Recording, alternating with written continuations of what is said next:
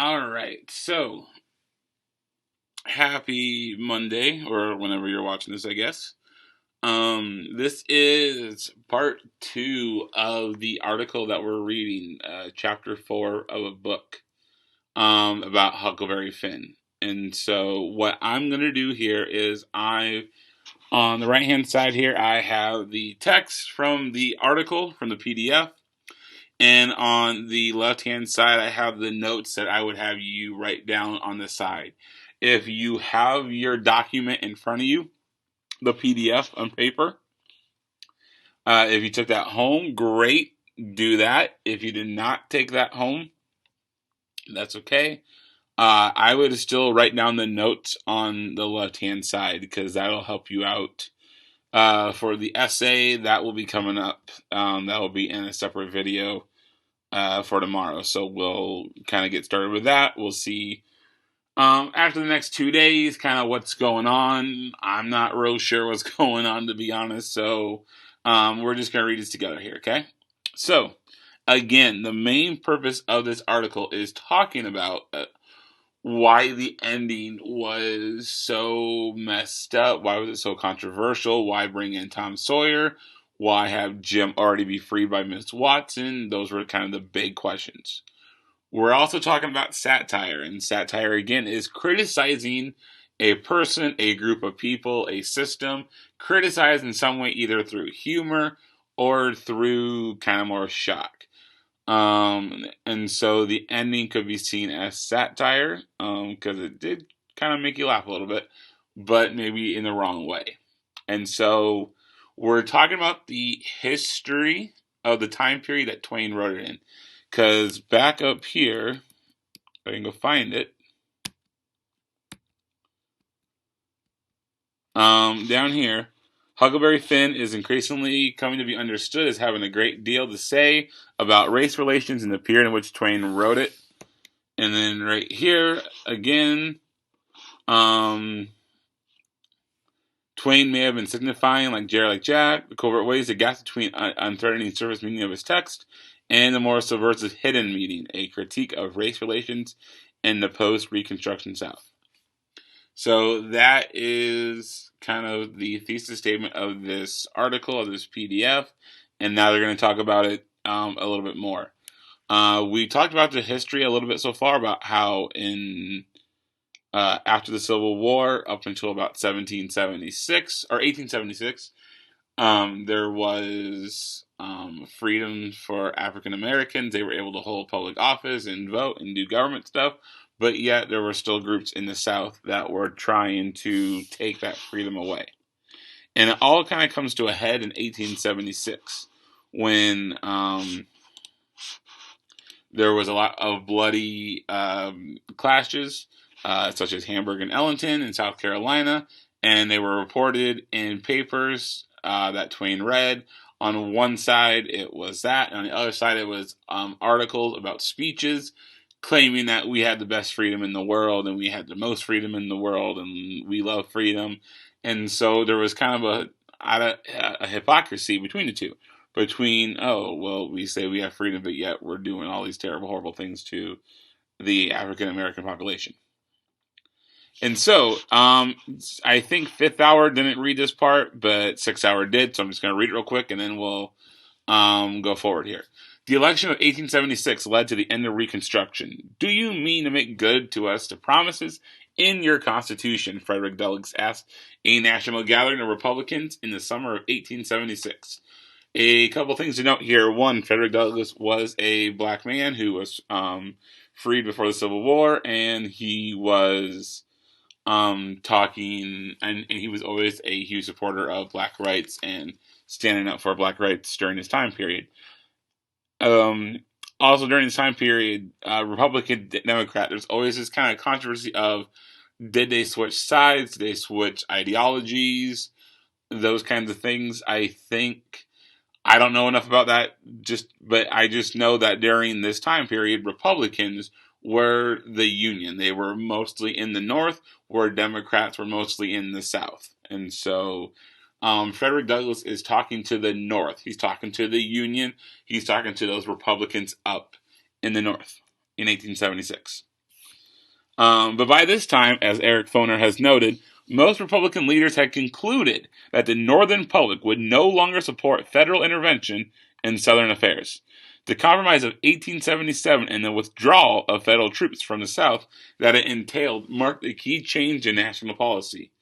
The Chicago Tribune proclaimed the long controversy over the black man seems to have reached finality, while the Nation asserted that the black man will disappear from the field of national politics. Henceforth, the Nation, as a nation, will have nothing more to do with him.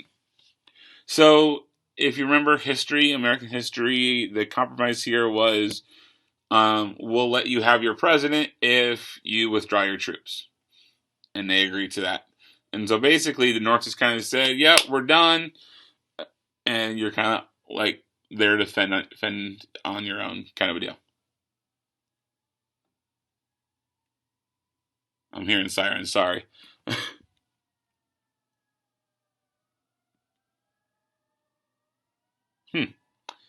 All right, so the next one here.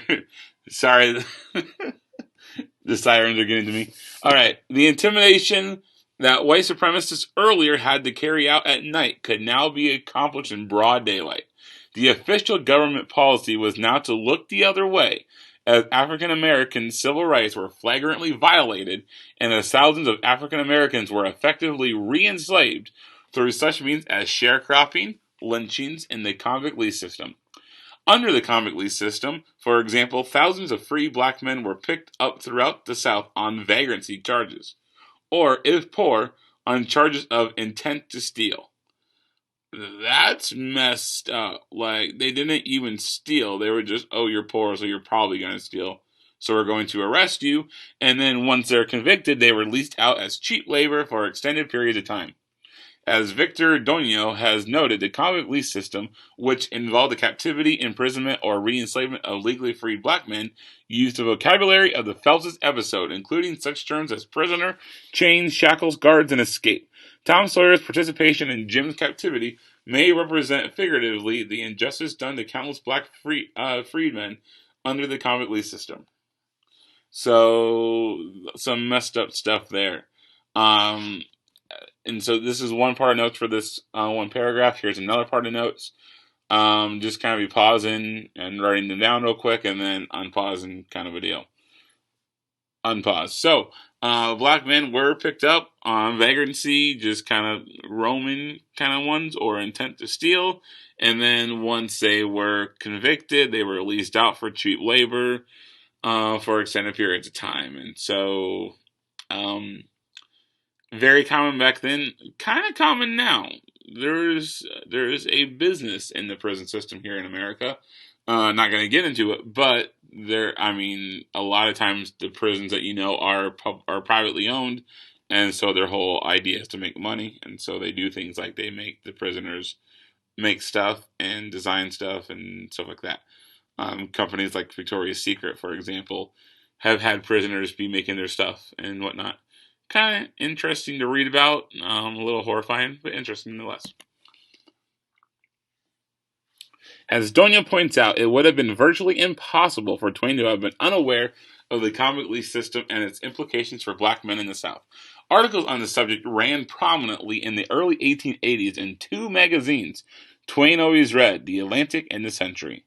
The freedom of African Americans in the post-Reconstruction era was sharply curtailed not only by sharecropping, lynchings, and the convict lease system, but also by direct action of the federal government when, in the civil rights cases of 1883, the Supreme Court declared the Civil Rights Act of 1875 illegal. A minister writing in the Southwestern Christian Advocate concluded that the white Southerners were more determined than ever to keep blacks enslaved. Quote there. As Reconstruction collapsed, the hypothetical fear Frederick Douglass had expressed in 1862 actually came to pass. Black people had been emancipated or freed from the relations of slavery to individuals, only to become slaves of a community at large. So now they're not slaves to one person, they're slaves to the entire community, they're slaves to society in general. Through a lot of these means, and the Civil Rights Act was declared illegal, so that was a huge setback as well. Our contemporary sense of just how far off freedom was in that summer of 1876 may help explain why Twain decided to abandon the journey to freedom in the novel. The confirmation of these fears during the next 8 years may well have induced him to end his novel with an unsatisfying farce that reflected the travesty that freedom had become for African Americans in the post-Reconstruction era, both in the South and in the North.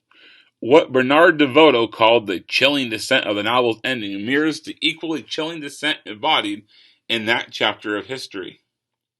As DeWall put it in his book Black Reconstruction, the slave went free, stood a brief moment in the sun, then moved back again toward slavery. I think that this is a very important paragraph for you to keep in mind as you do your essay, okay? But so what they're saying here is that Twain was writing this in 1876, and he saw the way the country was going. He saw the fact that black people were getting their rights taken away, their rights were being violated, and so that could have been why he decided to smash that raft back in chapter 16 as kind of like a metaphor for their chances of getting to freedom. And then over the next 8 years saw what the South in particular, but both South and the North, did to the black men, black women, black children.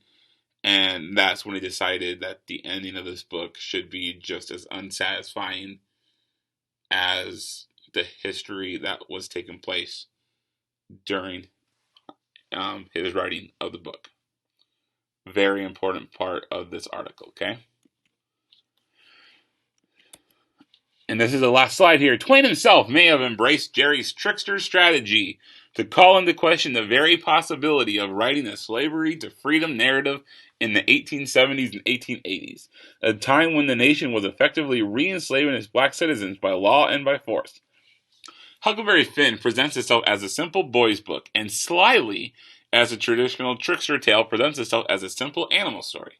Just beneath the surface, however, it dramatizes, as perhaps only a work of art can, both the dream and the denial of the dream, both the spectacular boldness of the promise of liberty and justice for all, and the nation's spectacular failure to make that promise a reality.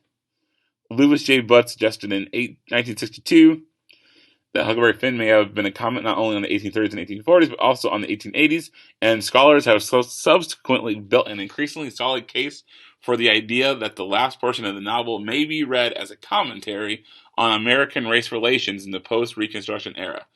In 1965, Tony Tanner observed that Tom's treatment of Jim can easily be seen as a clumsily emerging comment on the South's treatment of the black person.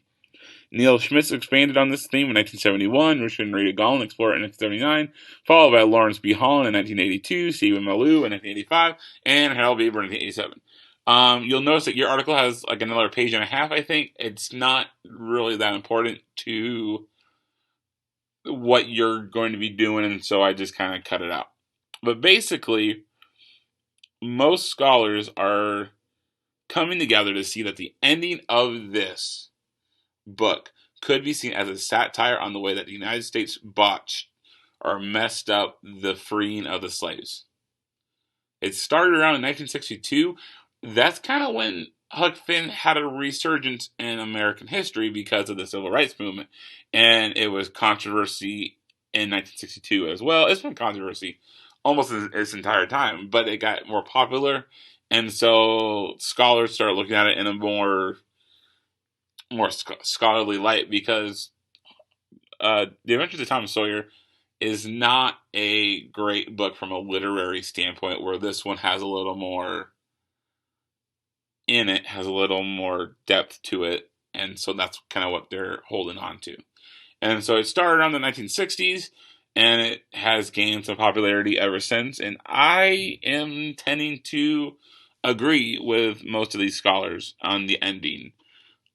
In the way that it was done, because it makes to me it makes no sense to bring Tom Sawyer back in, to make Huckleberry Finn kind of regress as a character, or kind of go back to the way he was, and to have Jim not free himself. To me, that seems like an easy way out for Twain, and for a brilliant writer that he was. there had to be a reason for it. And maybe we're reaching here and there.